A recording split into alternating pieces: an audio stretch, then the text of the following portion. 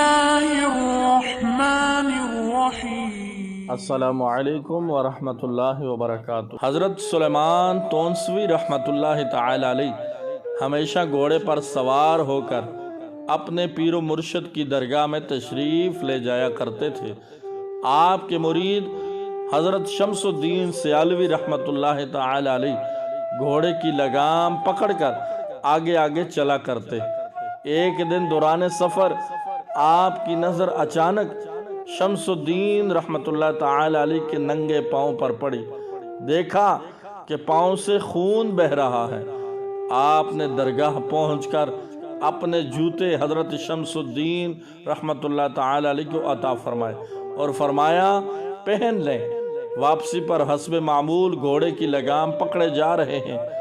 مرشد عالی کی نگاہ پاک اٹھی، دیکھا شمس الدین رحمۃ اللہ تعالی علیہ تو ننگے پاؤں جا رہا ہے۔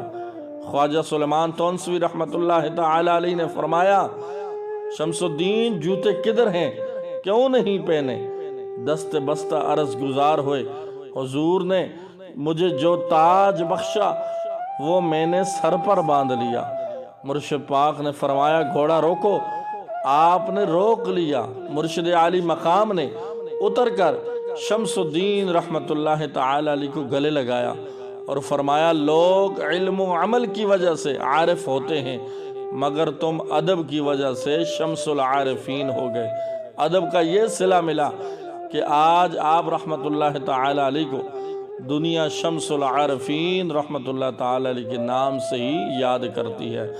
ادب اس مقام تک لے جاتا ہے کہ جس سے علم بھی لا علم ہوتا ہے۔ اس پیغام کو دوسروں تک پہنچائیے تاکہ اللہ تعالی کسی کی زندگی کو آپ کے ذریعے سے بدل دے اور آپ صلی اللہ علیہ وسلم کی بارگاہ میں درود پاک پڑھ لیں۔ السلام علیکم ورحمۃ اللہ وبرکاتہ۔